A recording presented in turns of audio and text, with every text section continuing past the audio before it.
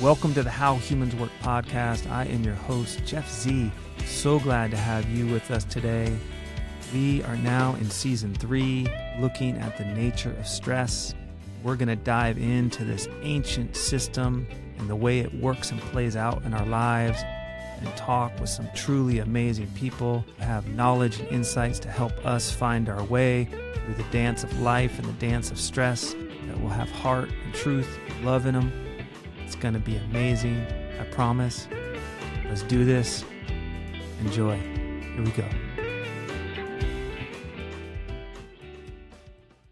Welcome to the How Humans Work podcast. I'd like to do an intro today to my guest, Brenton Mac MacKinnon. Brenton is an amazing elder and combat veteran, writer, poet, community activist.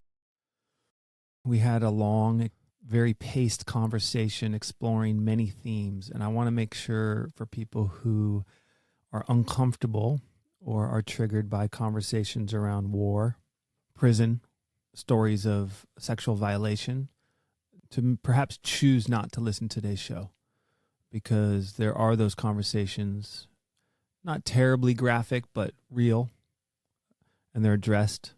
This was a very powerful conversation with someone who loves writing, understands the power of writing, understands the conflicts in the human soul, and can speak to them from direct experience, having walked through them in his own life. So I hope you enjoy this show as much as I enjoyed having this conversation with Mac. Without further ado, Brenton Mac MacKinnon. I'm glad we're taking this time. I think it's important for all of us to have real valuable stories, authentic stories around encounters with stress. And I know you've lived a long journey and traveled many places. And I know we'll get into some of the harder aspects of some of those travels in time. But luckily, we also know each other from poetry. Right. It's been a pleasure to hear your secrets. Yeah, good. I'm glad they're enjoyable. And the little bit of the background for our connection is a mutual friend, Ryan, and you've been writing poems together for a while here in Marin County. Yeah, Ryan and I met initially at the Pen Men of Marin's poetry group, which met for 3 years. We published an anthology, and that started about 8 years ago. The Pen Men of Marin isn't your first encounter with writing or doing work around literature, or writing, poetry, books. You've written several books yourself, and books of poems, books of short stories. After I acquired a master's degree, much of my work was in English as a foreign language, second language. And then I taught undergrads in graduate school in composition. And that was the first in-depth journey I had with teacher-student and trying to motivate people to write. But as you know quite well, most people like to talk about themselves. And if we assign a topic, tell me your story, specifically an episode, they will do it. That's why memoir is so popular and such a big seller, and there are many memoir classes, particularly for the elderly, because they want to leave something personal of who they are rather than grandpa and grandma for their own children and grandchildren. Who are we really, and who were we as children? Little known stories, as most Americans are in the here and now and don't look into history of any sort, as far as I can tell. So, that was my first total immersion, 2 sections of composition writing for undergraduates. was like pulling teeth, because even then, that was 1980, 81, students were moving into the beginning of technology and using texting and the prelude to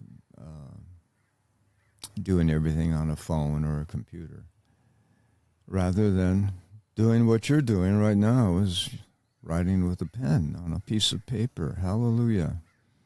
I wish my grandchildren would have cultivated a passion for both reading and writing. I did my best, but their peer groups swallow them up, and they begin to lose contact with the pen and the pencil. What's your concern about that in a practical way? Well, at one time, my elders, when I was a child, thought that rock and roll was inspired by the devil. So every generation has its transitionary period till we find out exactly what we're going to be when we mature. And for the most part, it'll be different and dynamic and more inclusive and universal, and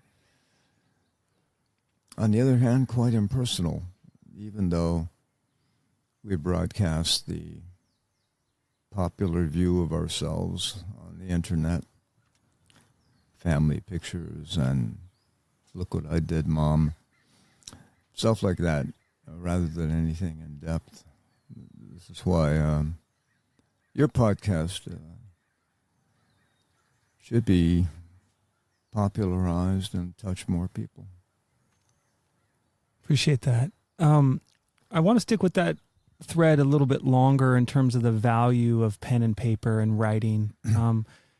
Generally, like, if there's a young person listening, to somebody who was born in 1943, it's almost 80 years ago. You've seen a lot of change in society, and pen and papers. What is the value? What is the relationship with writing that you got in your generation and through your experience that you would like, even in the face of Snapchat and TikTok and all these trendy technological apps? What is it you wish for your grandchildren and the young people to know? Well, pen and paper is an intimate physical experience, totally unlike pushing a keyboard or texting on a phone. And the forms of expression are abbreviated.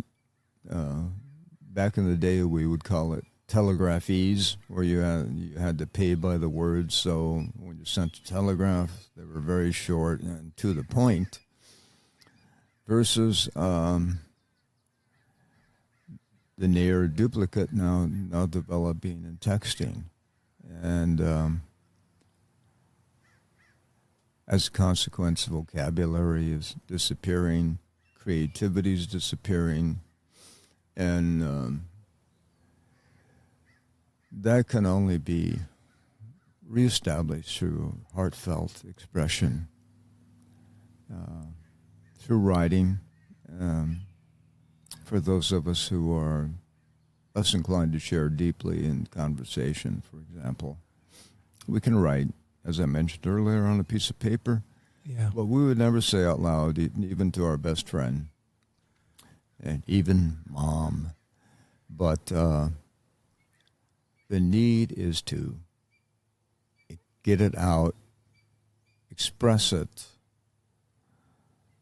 It lightens the load, if that's your goal. Uh-huh. It lightens the heart as you begin to develop better and better talents and expression of vocabulary and feeling, the feeling state. It seems to be more available through the written word than it is through spontaneous conversations down at the coffee shop or the Whole Earth checkout line. Seems to me, with the amount of books that you've written, that's actually what you're saying is also true for you, that it's given you a place to get things out on the page that you've been walking with. Right. My childhood was unusual, just as my adult life has been, and maybe they're absolutely connected. But as a child, I became, because of circumstances, invisible, and frequently just a witness to what was going on around me. So I had a lot stored up. And my first revelation about the written word came in high school when I was deeply troubled,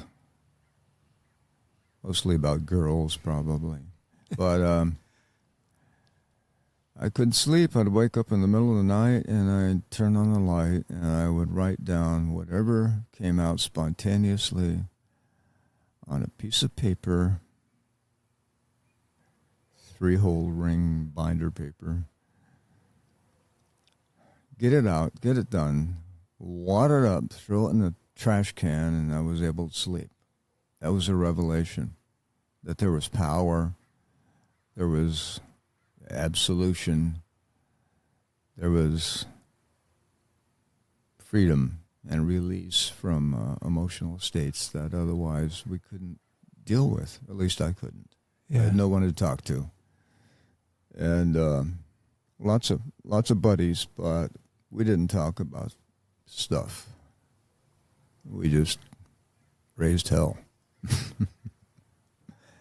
So that was my discovery that there's a whole universe available to a writer that is deeply connected with reading, because other writers are writing books, and if we find good ones and reread them, an access to other dimensions, other states of being, other ways of life, other values, and other adventures are available to us right at home. And that can fill in the gaps of what's missing in the educational system, or our private lives, or broken families, or alienated teenagers. Yeah. Yeah, no, it's kind of like if I would relanguage what I'm hearing is writing your way to wholeness. There's an aspect of writing which was able to, both get the broken and the emotions and the things out on the page that brought peace, but also recreate the self in a way. Yes, regeneration's exactly what happens as we let the devils go, because it's our own attachment to pain that keeps the demons inside. And they can't stand the sunlight or exposure, and they gradually fade away through whatever form of addressing it honestly, whether it's in your men's group or the retreats I've gone to with veterans and first responders, or my work in San Quentin, which is very rewarding because of the sheer reality of the incarcerated soul. Mm. And that particular group lasted 4 years. And they were all veterans. I'm a veteran. I'm a combat vet. I can walk the walk, especially inside San Quentin.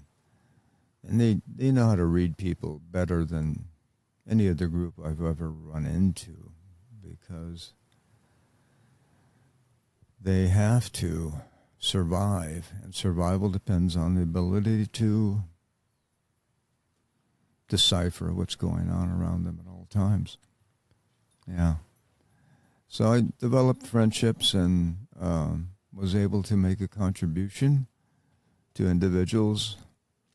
And then after some of my closer friends were released, parolees and I shared times and visits and road trips together to their family. And there's still one guy left that I see regularly. Yeah. Inspiration, considering all that he's gone through. Yeah. And there's a couple elements there I'm interested in, but I want to stick with the writing a little bit more and the transformative power for writing in a place like San Quentin with, people who are dealing with the harsh realities of incarceration and the challenges that come there. What were the kind of things that you saw and witnessed in an environment like that in terms of writing being an agent for change? Well, many of these men did not get out of high school, and many did not get out of secondary school. And writing was something they were no longer familiar with. So I had to find devices to trick them into writing anything. So I became very good at that, and everything was Writers Anonymous. They didn't have to share. All they had to do was write whatever came up. But a lot of prompts and a lot of fill-in and a lot of provocative, personalized approach to what their issues were. Mm-hmm. Touched them enough to give it a try. And I think there's a story there in that book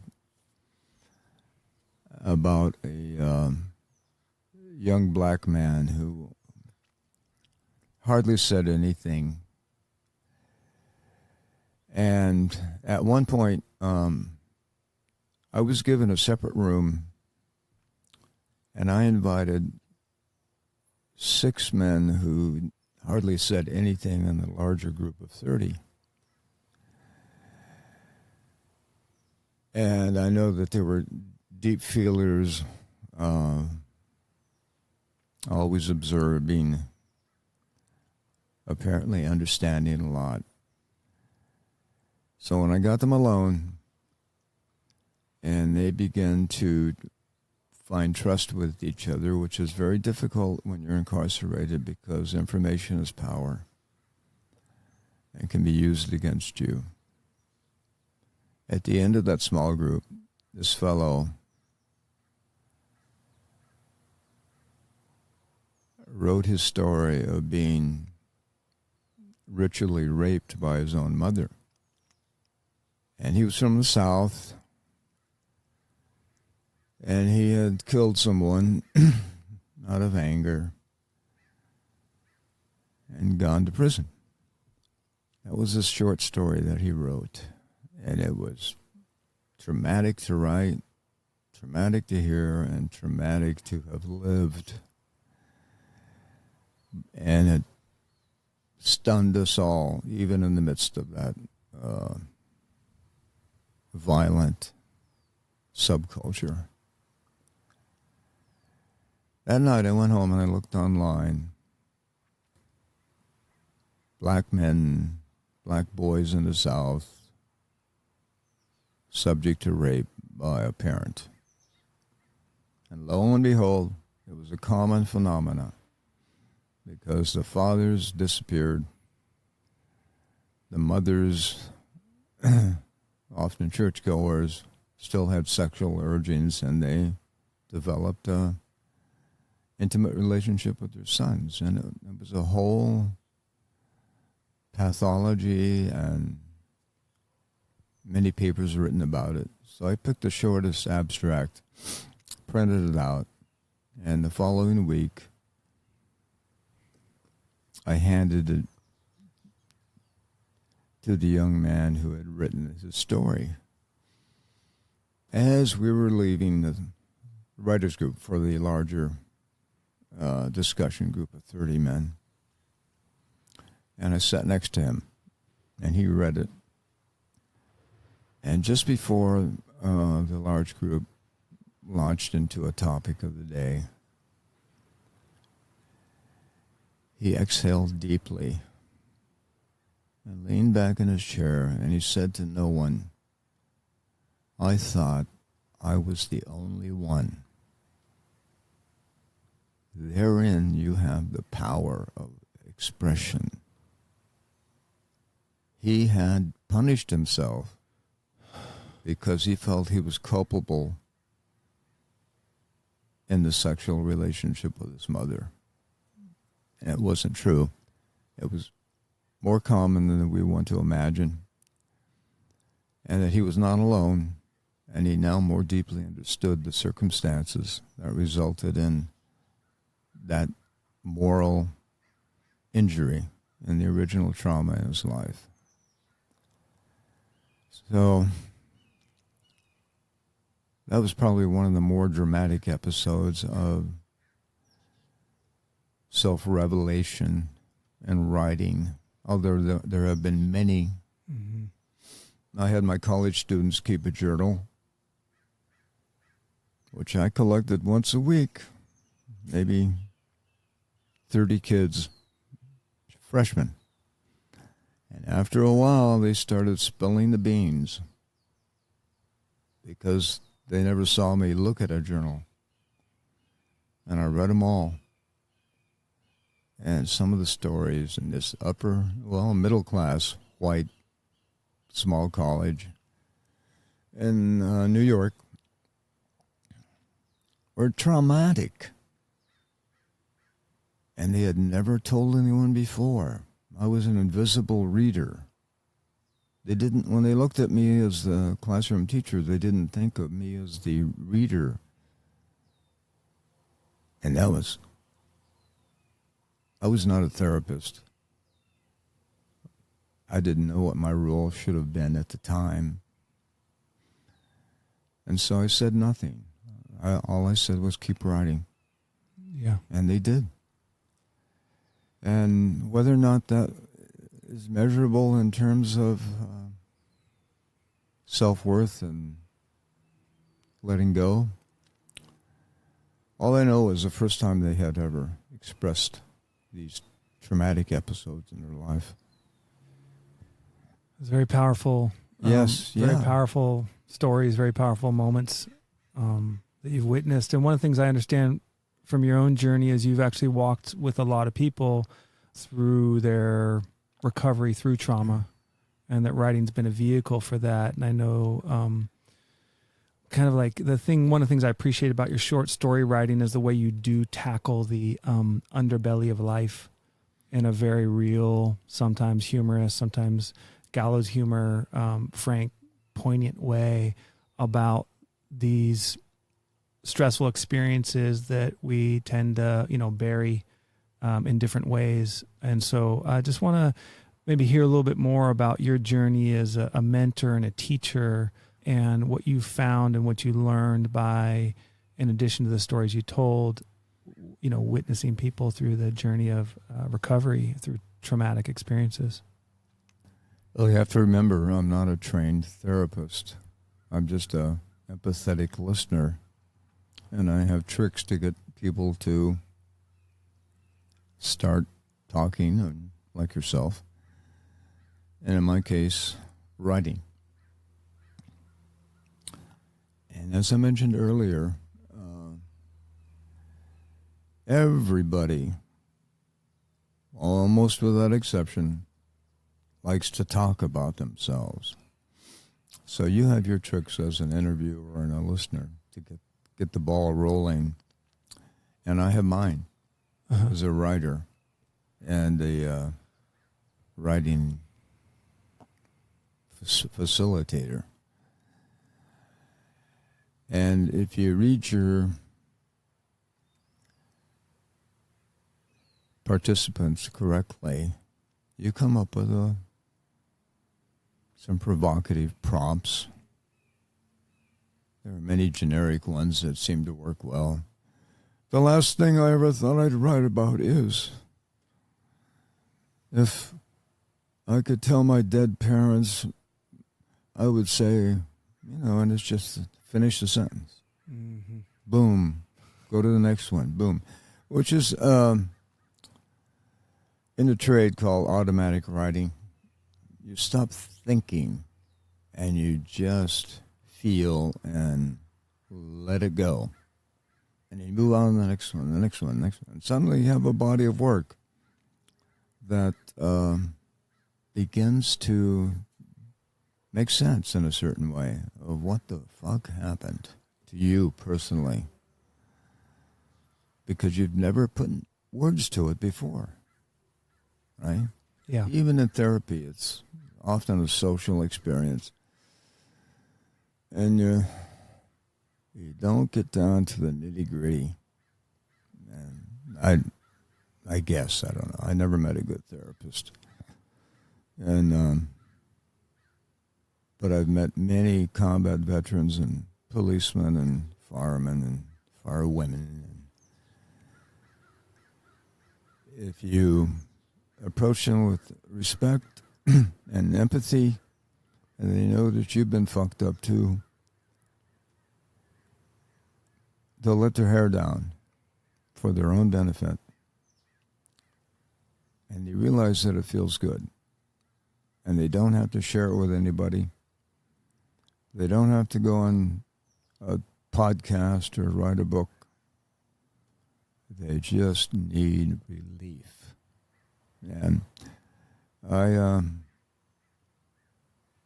it took me a long, long time for me to figure that out for myself. My first book came out 12 years ago. And here's one of the unexpected miracles. It was, what was the title? PTSD and Winning the War Within. Something like that. Yeah, it's Winning the War Within, PTSD and the Long Road Home. Too many books ago. But it's a short book, and it explains how I wound up frustrated with my own culture and wound up in Vietnam. I was looking for the ultimate truth because there was no truth where I lived in my heart and mind. And I found out a whole lot more than I had ever signed up for. Some of it very, very good. Such as? You might remember that I was language trained in Vietnamese. And by virtue of that, through an accident or holy intervention, after 7 months of heavy combat, I wound up living alone in a village with Vietnamese,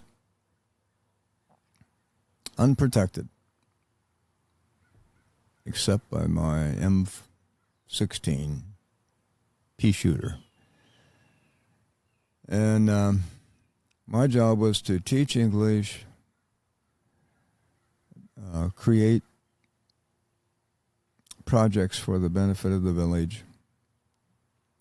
And there were some sophisticated people there from Saigon because it had once been an operating coal mine. This was up in the Central Highlands.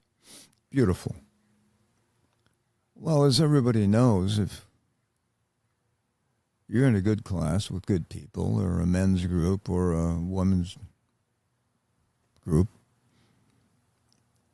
and you let it go, good things can happen. So we all became friends. And they valued me. They saw who I was. For the first time in my life, somebody saw me outside of their own projection and need and agenda.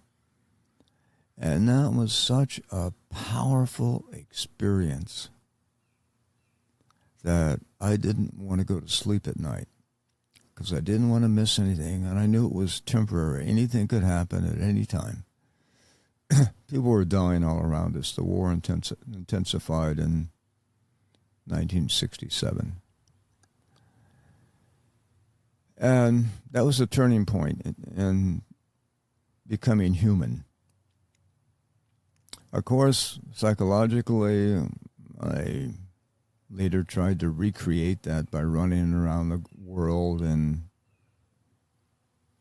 working with other cultures and faraway places and tropical places. And how'd that go?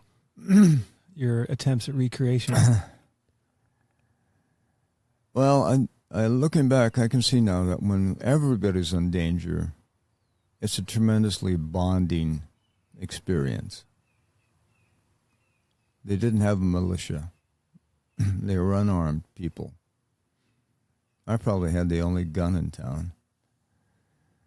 And we were all under threat, and we all cooperated for the better good of the village. To recreate that, I would have had to gone to war again in another foreign country and hoped that it might happen. But yeah. So it never really happened in the same way. no, but I tried. I pretended that I could become enculturated.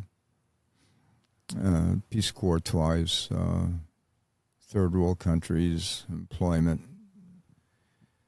What was it about being under threat with that village and being seen that, that I don't know, just that it allowed to happen? I'm really interested because you were talking about certain truths you learned about life that you were looking for and how you got into Vietnam and your linguistic experience. But what else did you learn through that village that was so impactful? Well, I learned that when everybody's under threat,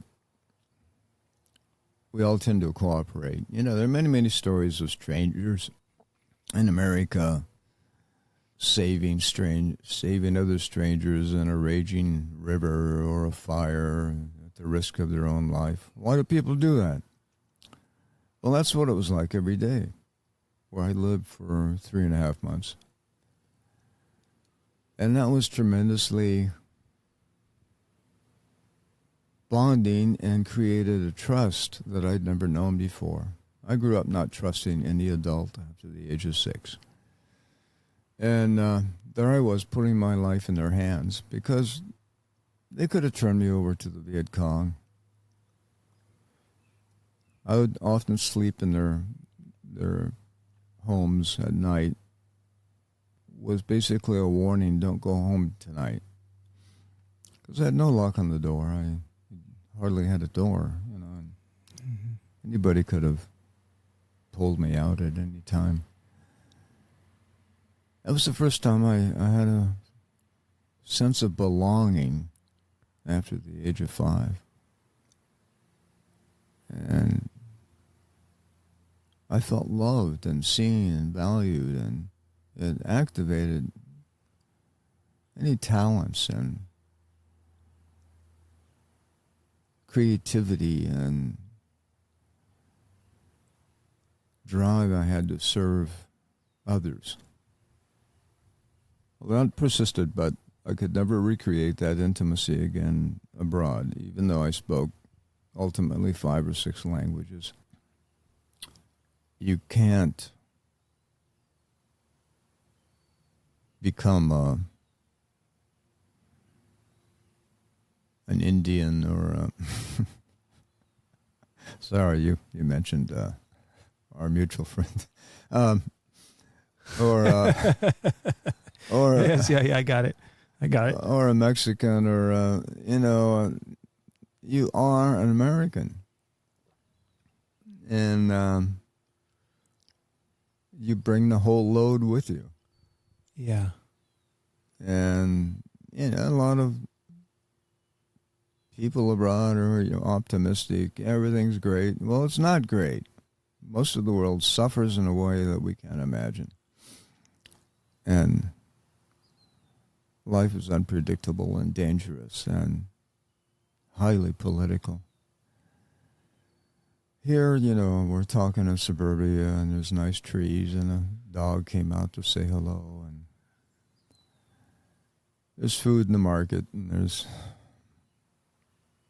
jobs, and there's people with clothes on, but when I returned from the war, it was like one huge mask. There was no content. No one was being real. Everything was easy. Like some kind of charade. Yeah, but of course it wasn't. It was real to the people who were being nice and predictable and secure and all living similar lives, but different behind closed doors, you know.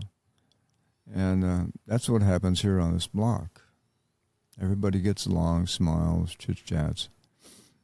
There are fences on every level imaginable, and likes and dislikes, but those are not really possible in some other places. If everybody's starving, you got to pull together. If you're under threat, everybody's got to be alert and warn each other. And here we don't have any mutually bonding trauma other than television news at night, you know. Yeah. That brings us together in a deeply tribal way, and we drop our mask and we all chip in. I'm dramatizing, but No, I get where you're coming from, and I do want to move towards the combat experience, because that was another kind of tribal situation where you had to pull together and be alert. And so I imagine there was other kind of truths that revealed themselves in that condition that wasn't the trust-based, I'm with the village of people who know how to see me, who know how to make me feel a sense of belonging. Well, combat, of course, was entirely different. Oh, boy. I got to Vietnam when I was 24. The average age was 19. I had life experiences and resiliency and was hyper alert before I got there, which is the reason I'm sitting here now. Teenagers, I noticed over time, and I think you read it in one of my poems, that in the beginning, they wanted to be a hero, like in the movies or a comic book. Excuse me.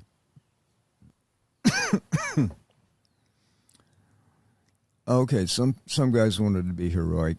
Some guys were drafted and they didn't want to be there at all. And some guys joined to please their parents or a family tradition. And they were scared. And over time, those of us who've been there a while noticed that we couldn't trust the youngsters who wanted to be heroes and the youngsters who were scared. Why? Because when you're in a firefight, you're depending on the man to your left, the man to your right, as a triad of survivalhood. Well, if somebody's scared and they can't fire their weapon, or the other guy's just blasting away at nothing, it's non-productive and endangers the man in the middle, which was often my placement. So over time, as I mentioned earlier, I began to avoid, I had a rank by then, and I could pick and choose who I wanted to go into a firefight with. And I avoided those boys who were scared or wanted to be heroic. And there were very high casualty rates in those two groups for obvious reasons. And most of us who, for whatever reason, there were a lot of Southerners who were there who could see things and function in stress. And survived. Well, most of them. And that was a tremendous lesson about, in later life, I thought, well, maybe that's what spirituality is about. You find balance. You find the center of yourself. You find a comfort that is not overly dramatic. It's not victimhood. It's not the need for attention. And you cultivate ways of being that meet your needs for meaning, your own drama, quiet drama, and find others who reside there. And you begin to recognize each other, just as I and the hillbillies did in Vietnam. I'll trust you, but that's just for right now, at least with the hillbillies. And I understand why, but now my friendships are selective and meaningful and trustworthy and sustain themselves, because in some ways we've managed to grow up and mature in a culture where there's not a whole lot of mature people, especially out here on the West Coast. There are pretenders, you make a lot of money, you have a big house, you have a car, and you strut around. But I learned a long, long time ago, you never know who's who until a bullet zips by your ear. That's a quote from Churchill, who was a real rascal and a hero in the First World War? No, in South Africa. Okay. In the Boer War. Okay. Of course, I don't recommend heroism. It's fraught with danger. But playing hero is a lot different than being one. These days, my definition of a hero would be who shows up when nobody else does. It's a nice definition. I want to dial in this experience of this combat stress and the bullets whizzing by. And one of the things in that poem that you had shared around getting this sight, this ability to start to see things. And I'm really intrigued with the harsh reality of the combat situation and what it requires one to see in order to survive. And the instinct that emerges or can emerge for some people in relationship to such horrible conditions. So on one hand, I'm like, God, this war, like the brutality of it, and of course, like what happens with the heart rate, what happens with the communication, what, like all those kind of living intense moments, and how did you navigate that? But also this secondary thing of this emergent skill set that, I don't know if you knew was there, or what it was like to have this sight emerge and as a way to make your way through those days. Well, after a while, if you're in a high contact area in wartime, your physical being changes, in that smell, hearing, a sixth sense develops 24 hours a day. You become an animal. And you're hypervigilant, to use an overworked phrase, and you become deeply in tune with your physical environment. Even now, after all this time, If I hear a gunshot, I immediately know what caliber it is, what direction it came from, and the distance, and whether or not it's a threat. That's unsought, but it's so deeply imprinted in the nervous system that it's just a tiny bit of information you're sorting out at all times in the field. And that begins to become a part of a greater picture of a new form of sixth sense and, quite frankly, becoming an animal. Not in a bad way, but more instinctually, more in tune with what's actually happening and alert. You're not necessarily monster or violent or something like that. You're filtering all information at all times. No one ever went to sleep. Mm-hmm. You know, we were asleep, but we weren't asleep. We're still, the brain is still monitoring what's going on around us at night. I don't think anyone ever slept deeply. Maybe when we were back at the fire base, but even then we'd get shelled.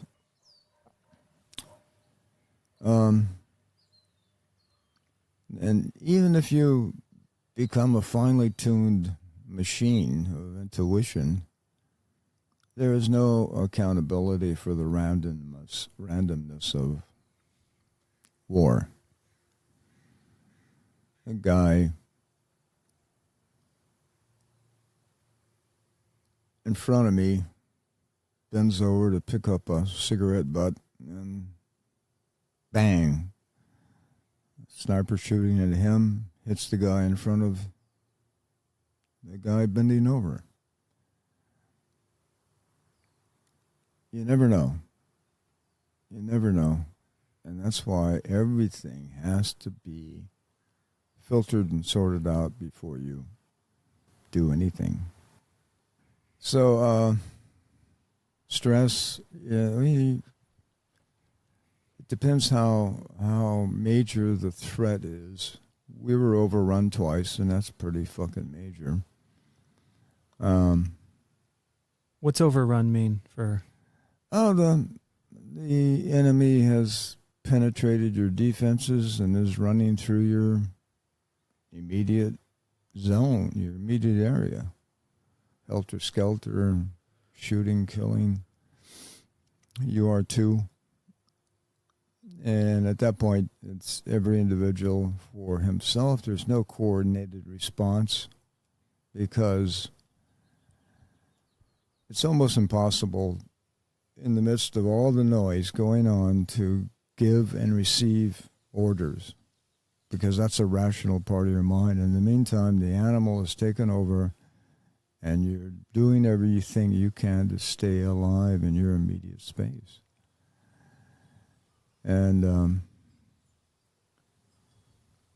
that's another lesson. War is random. Random.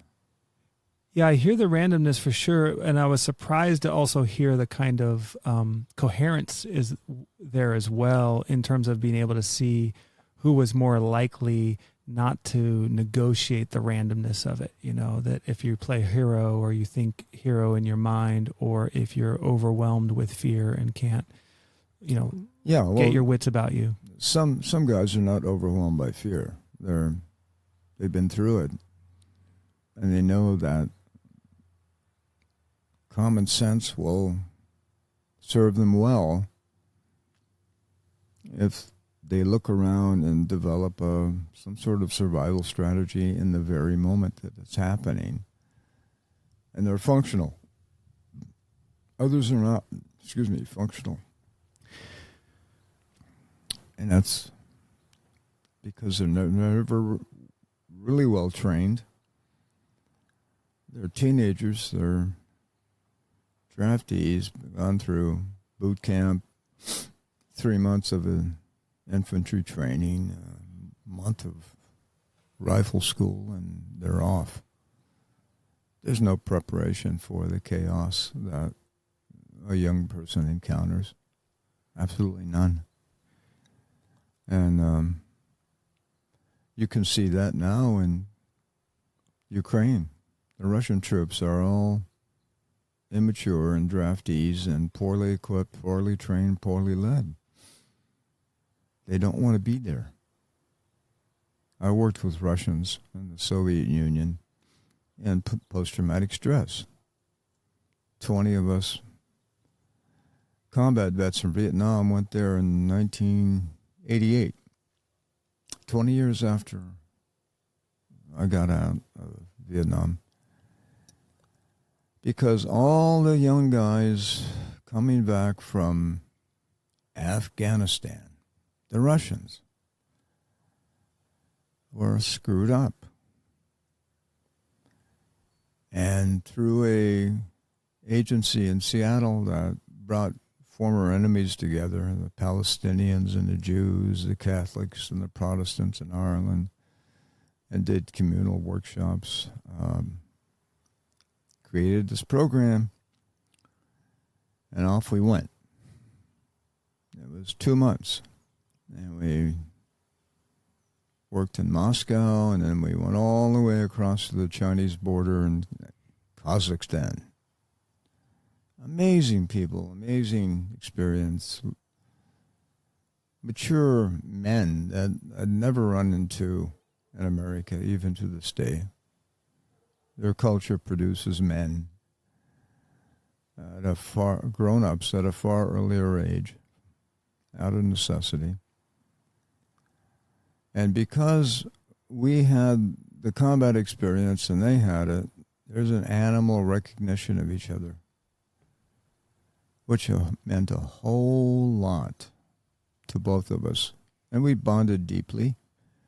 We had powerful moments, healthy moments, humor, meals, vodka, workshops, life celebrations. The following year, a dozen came here to Marin County. I was the coordinator. I found them homes. And they spent a month. And the shocking abundance of America. 2 guys stayed with me in my ranch house out in Point Reyes. Sergei and Zhenya. They were 21.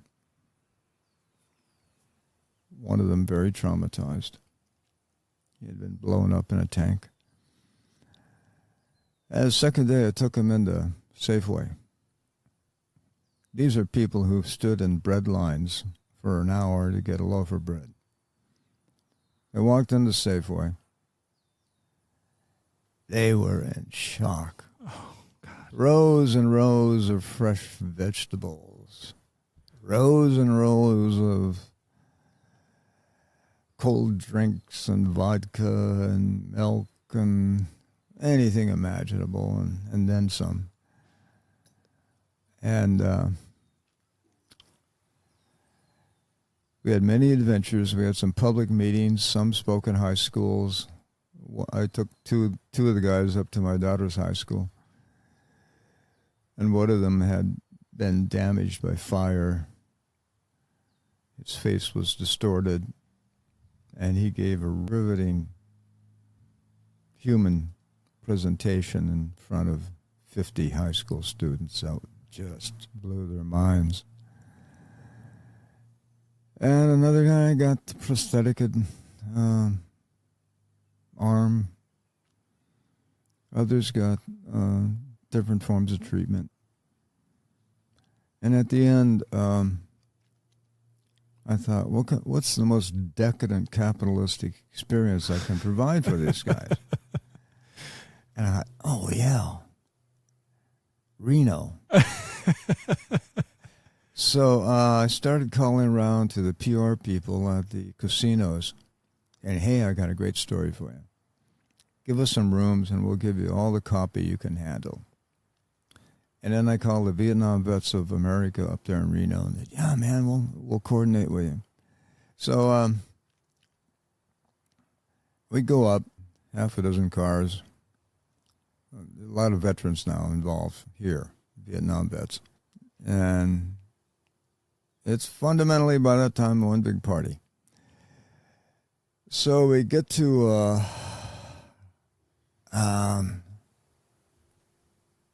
Harvey's, or one of those big joints at that time. It was 1989. And we're met by the PR person who later became my wife. Okay. Anyway. And we are led to the rooms that were extravagant, decadent. Yeah. Full of mirrors and fountains, and a couple of them had hot tubs. And oh my gosh, these guys were on another planet, man. They were peasants from who had wartime experience in Afghanistan, right? And so it was a suite. They each had a bed and a view, and the manager would walk us in, and then they'd hand these guys a pack of quarters, the tube of quarters. And yeah. Said, okay, you guys, get down there and win some money and take it home to your mom. And not many of them spoke English, but we had a way of communicating by then. Well, they were, all I can say is they were. I thought I was in shock when I came back to America, but these guys they probably thought that's the way every American lived by then, after Marin County. And we had a blast with the Vietnam Vets of America chapter up there, and me and the other vets, American vets down here, stayed with American vets in Lake Tahoe. And they all came back, but it was such a wonderful moment between even the North Vietnamese and some of our guys who are not racist have had powerful moments. I could talk about that, but we had arranged train trips coming and going from New York City.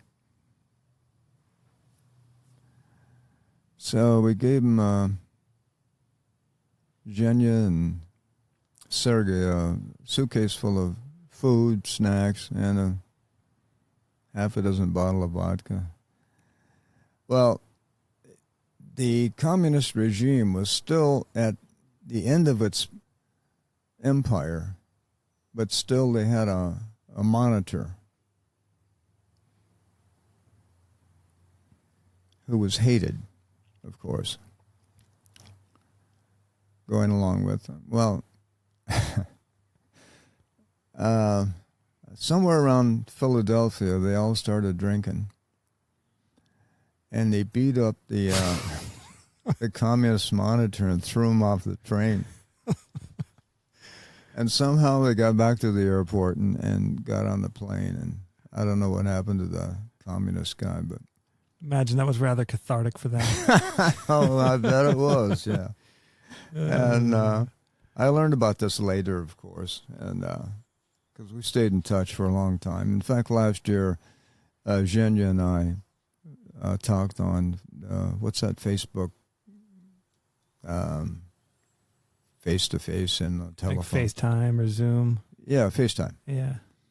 And there he was, 40 pounds heavier, half a head of hair gone, and another bottle of vodka in his hand, and 2 wives, and happy guy. Yeah. Anyway, the thing about war is it sounds terrible, but who knows you better than the enemy? And I worked a lot with Vietnamese. And what do you mean by that? Who knows you better than the enemy? Well, who knows you better than the person you're trying to kill? Yeah. Because they're suffering the same environment, the same deprivation, the same fear, the same climate, attack, counterattack strategy, planning that all out. Yeah. And most of those guys were draftees. The Viet Cong were. And so I've done workshops with them here in the refugee industry. I worked in the nonprofit world primarily with immigrants and refugees. Southeast Asia in the beginning, and then later with Latinos. And it's amazing, what better way to end the war or win the war and by getting drunk with a guy that was trying to kill you. That sounds immature, but it happens and it works. Ending the war within. One of my books is titled. Yeah, there's something essential about that reconciliation. It's interesting. I just did a podcast with an athlete who talked about, after playing at the World Cup, what mattered most to him was the recognition from one of his peers, and that the highest value of that situation was recognition from the guys you were going to, in this case, quote unquote, battle with, but into a competitive match with. And I'm hearing that similar kind of level of like, we were in this together, even if we're on opposite sides, and a kind of the meaning of the recognition between two people who are on the same field. Absolutely. This goes back to therapy. Nothing happened for Vietnam vets for 20 years psychologically after Vietnam. I didn't tell anybody I was a combat vet for 20 years. And I was working in a federal government program for low-income people, which I loved. And then accidentally one of them found out that I was a combat vet, and he came to me and said, "Mac, were you a Marine in combat?" And I said, "Yeah." He said, "How's that possible? You're such a nice guy." That was the public image we had to deal with for the longest time. That's a stereotype. And then, depending on that individual's perception of war, combat, Vietnam, politics, my brother died, it's very, very complicated. It's pretty loaded. So I didn't say much at all for a long time. Yeah. And then, let's talk about your men's group. There was a time when my peer groups from high school questioned my service and criticized my stupidity because I could have gotten out of it like they did. Well, that went on for about 25 years. And then there was this phenomenon that developed. American men who have never had to be tested. And unfortunately, for many, that means going to war. The ultimate question is, how would I have done in war? How would have I performed? And then, after 25 years, men are 45 years old, having never had a similar experience where they've been fully tested, whatever that means to popular culture. And they begin to wonder.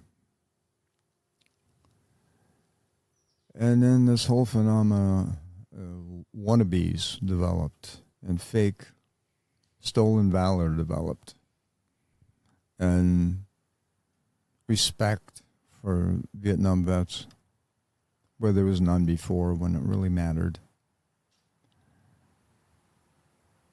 It was another bizarre episode of the American public and the American male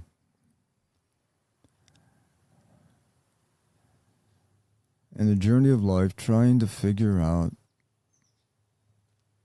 what is a man How do we know we're men? Through some mechanism other than going to war.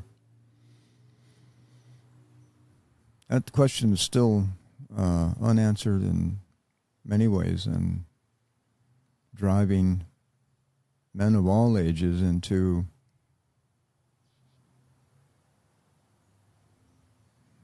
questionable decision making and proving themselves over and over in some way that never satisfies them. But that's the way it is, and until Americans are all under threat at the same time, I don't think it'll ever be resolved for the general public. Yeah. Defining what makes a man a man? Yeah, I'm sure you guys in your group have talked about this. You know, fatherhood,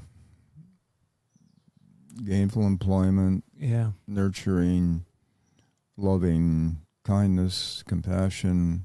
Yeah, ferocity. Yeah. Commitment, passion. Yeah. I mean, there's all those, qualities that are in there. How do we make our way through modern life, modern pressures, modern dynamics for sure.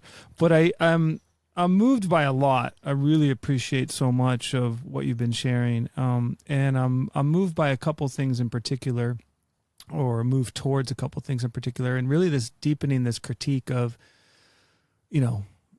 masculinity or maturity really in America, that is so, I think you've questioned that a number of times where you say, a lot of what is considered maturity is pretense in a lot of ways. And that one of the gifts that I heard for you out of being in a combat situation, which I have a side question, which is, were you dismantled or were you initiated? I don't know. It sounds like both.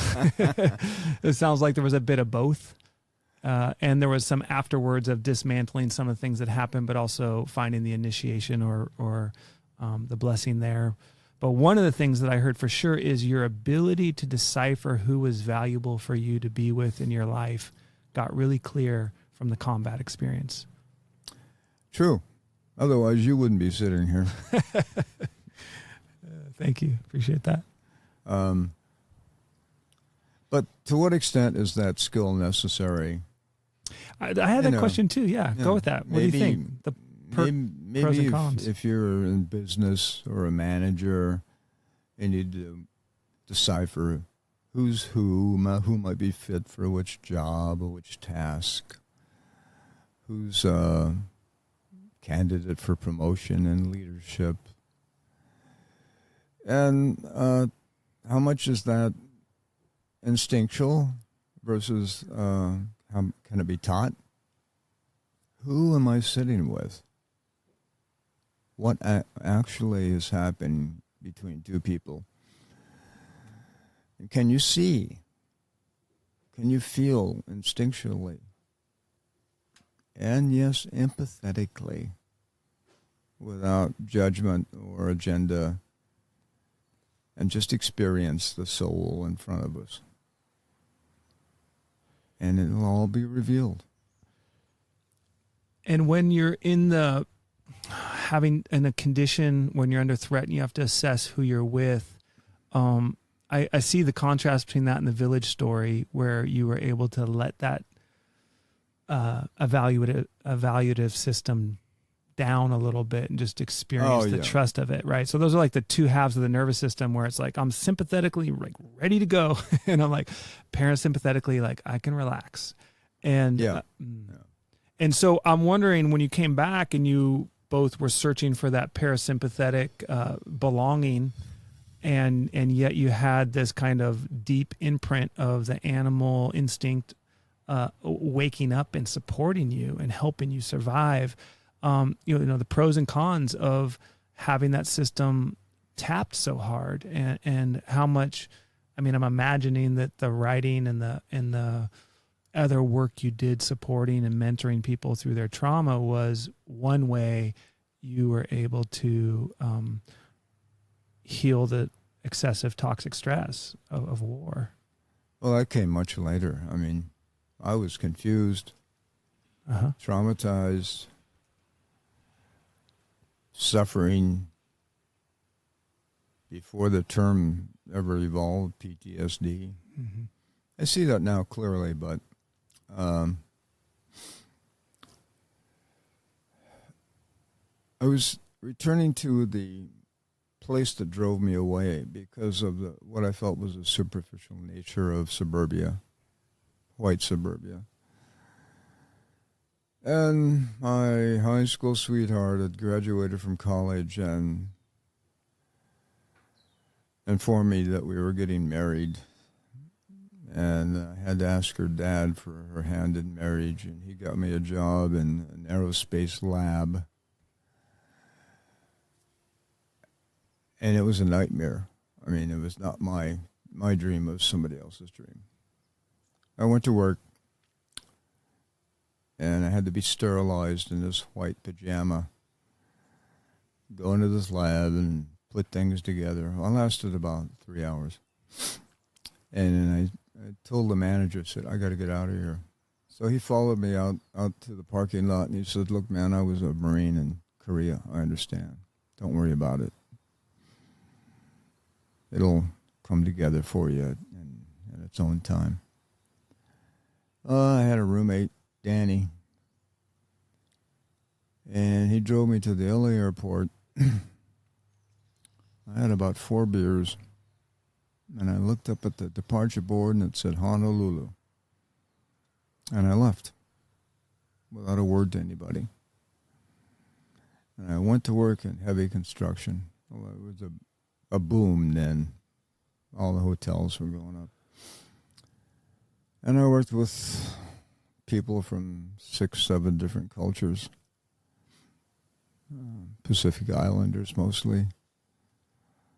And I just wanted to be anonymous. And I was. And just work hard with other men. Sweat, curse, drink beer on Friday, and hang out at the beach on the weekend. So that was I'm not going to say escape, because there was no escape then. But that was my avoidance. Was there some forgetting that came along with that? Just forget for a while? And I wasn't reminded by living in the place that sent me to war, you know. And the locals, the Hawaiians, and I got along fine. They can recognize human beings. I mean, I'm surrounded by people, but I'm not sure which ones are really human beings. That sounds really facetious, but there's some truth in it. People can live and die without fully becoming human in our culture. The mass suffering of others that goes on all the time on this planet creates a different kind of human. I'm not going to say a wiser one or healthier one, but it's different after you've suffered on a regular daily basis. Yeah.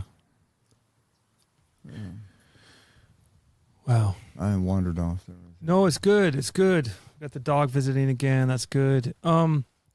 Yeah, I guess I know there's probably a longer details and moments that maybe were part of your reconciliation of the trauma you went through, and I don't know if you want to go there right now.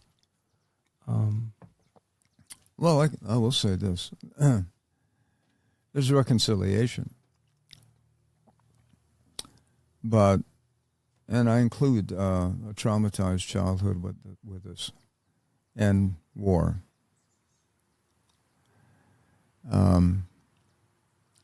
Which psychologists call a dual diagnosis, by the way.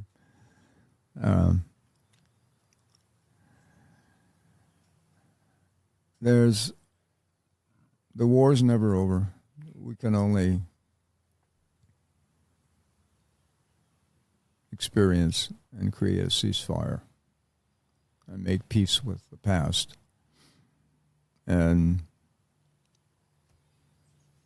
try to become whole and productive and of service. Select good friends and hopefully mates. Love your children if they'll let you. I have one child who was conceived in Russia at that PTSD conference workshop by an American woman who was, dare I say it, ovulating and had selected me. But we have a wonderful son who won't forgive me because I didn't marry his mother because I was a mess. Yeah. He was conceived at a PTSD conference with Russians, and we're all drinking vodka. I knew it. I was a good date, but I was never a good mate. I had a number of relationships, and but he's okay. We tried to reconcile, but whatever he'd been told as a child, he's angry. He fantasizes that had his mother and I married, everything would have been happily ever after instead of the stepfather he wound up with. So it's hard to fight with a myth, self-created. Anyway, the disturbing thing is he looks like me, he walks like me, he talks like me, and he has the same master's degree as I do, and he teaches English, and he takes kids to Europe. And yet, the creation of him and the circumstances half a world away, and his wonderful mother was probably the most wonderful woman I ever met. But I was broke. I didn't have a credit card, and I didn't have a job, and I only paid for the trip airfare by getting into contract with the San Francisco Chronicle to write an article for their weekly magazine. It was exactly the amount of the airfare. So I figured that was a sign from heaven to go forward. And I was still a mess. I was having fun, but not a candidate for parenthood or marriage at that point. How did you sort out the mess? In what ways were you able to? That particular mess? No, that mess is just the journey back from the dual diagnosis of a traumatic or difficult childhood with a country who sent you to in many ways an unjust and dishonest war, and the things you had to do inside your own being in order to survive, and then come back to a world that for 25 years looked down upon what they put you in, and the country put you in. I'm not laughing because it's funny. I'm laughing because it's terribly ironic. And then in order just to find your way to a greater point of clarity where you could cope maybe with the world in a way that felt right to you. Well, I was never political about the Vietnam War.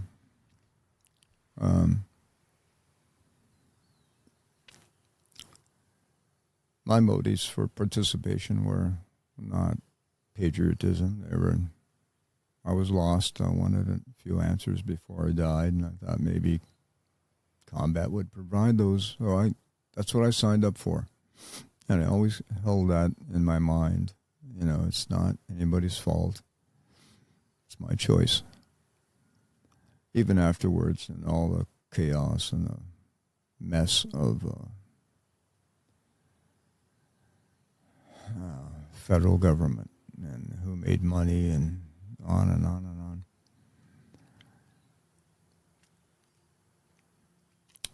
In 1981, I went to work in the refugee industry with Vietnamese refugees, boat people. It was healing. I felt more comfortable with foreigners. And I know it was all in my mind. Who knows what they thought of me. than I did with my own American public. And if you were sincere and you tried to help, that's all they cared about. That's all they saw. And if you're sincere and you try to help walking down the street here, everybody thinks you have an agenda, right? Almost everybody. And that wasn't the case in these deeply traumatized individuals who needed a job, needed a lodging, needed to learn English, on and on and on, which I was very good at providing because I was highly motivated, just like the village life. But it was different, you know. My measurement of success as a service provider was never to see the client again. That meant everything was okay. And so I was highly motivated, just like in the village. I had skill sets that I didn't have there, and knowledge of manipulation and sales and my own countrymen and how to get things done. And to this day, I still have that skill set. All you need is a place. All you need is a topic that people are interested in. All you need is some advertising, a bit of a curriculum or agenda or program. And if you build it, they will come. For example, our little poetry group. Yeah. It's still working. So we got a free place. We got an ad in the paper. We got some other poets to call other poets, and we're cooking. Yeah, we are so cooking. Yeah, it was really having poetry come back and a poetry group come back into my life is after years of just being. Actually, most of my life, my poetry has been private. I did some workshops, of course, in college and poetry workshops, but it's just so different to not have it be in an academic environment. So I'm really grateful for the space you hold in the poetry. And I'm wondering, as a way to celebrate the writing, celebrate the stories that you've been sharing with us today, is for you, you said you had a poem about your childhood journey. Or maybe there's another one there that's speaking to you. Well, I do have a poem I'd like to read. Yes. This was written 2,000 years ago by a Roman legionnaire who's fighting abroad, as most of them did for many, many years. And it goes like this. We had been told, leaving our native soil, that we were going to be defending the sacred rights conferred on us by so many of our citizens. Settle overseas for many years and see and our presence and many benefits brought to us by a population in need of our assistance and our civilization. Sound familiar? Still going on. We were able to verify that all this was true. And because it was true, we did not hesitate to shed our quota of blood and to sacrifice our youth and our hopes. We regretted nothing. But whereas we over here are inspired by this frame of mind, I am told that at home factions and conspiracies are rife, that teachers flourish, and that many people, in their uncertainties and confusion, lend a ready ear to the dire temptations of relinquishment and vilify our actions. I cannot believe that all this is true. And yet recent wars are showing here pernicious each estate of mind could be. How pernicious each estate of mind could be. And to where it could lead, may haste to reassure me, I beg you. Tell me that our fellow citizens understand us, support us, and protect us as we ourselves are protecting the glory of the empire.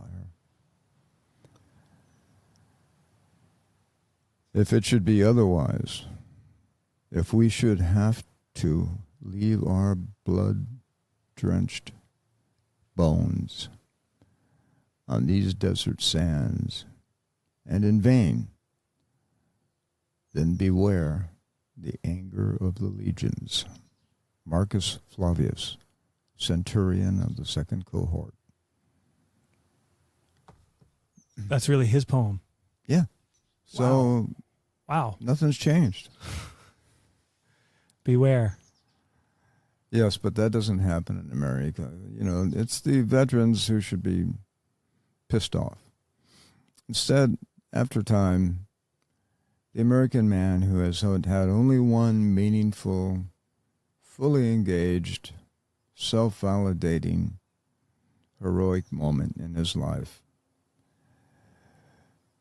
in this case war, does not want to relinquish and diminish the memory of that experience by seeing it clearly, and perhaps in political terms, and begins to nostalgize and wear old jackets and hats with insignia and regalia, and misremember and celebrate veteranhood. And some Vietnam vets, for example, even believe we, quote, could have won the war if the politicians had supported us, which was impossible. Most men thinking that's the most exciting and deeply meaningful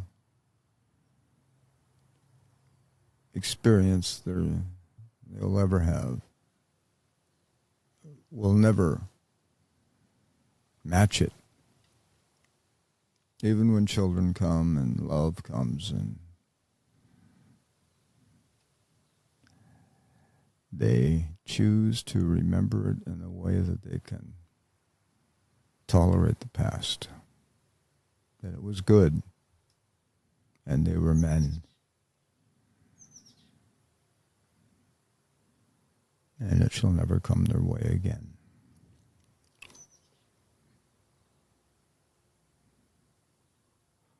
So the veterans should be on the streets, storming the barricades. But whose barricade and for what reason, I have no idea. That was deep soul speak there. Mac, thank you so much for being on the podcast today. It's been an honor to sit with you and have this conversation. Well, something is happening here that seldom happens. Now, I'm approaching 80. I've had many adventures, and meaningful ones. And I've been to war, and I've been wounded twice, and I've been decorated for valor. And I was a good Marine. And I loved the men and boys in my group, but I do not love the Marine Corps. How often does an old man get asked to talk about those times and tell his story by another American who's sincere and knows how to listen? I guarantee you, for veterans, it hardly ever happens. thank you so much for joining us today. All music is performed by the incredible and effervescent Chase Jackson at chasejacksonmusic.com. Please support this podcast by following us on your favorite streaming platform, sharing it with your community and friends, and by making a modest donation to our Patreon page. To learn more about this show, our guests, as well as Jeffrey and his work helping people make peace with their human nature, go to howhumanswork.us.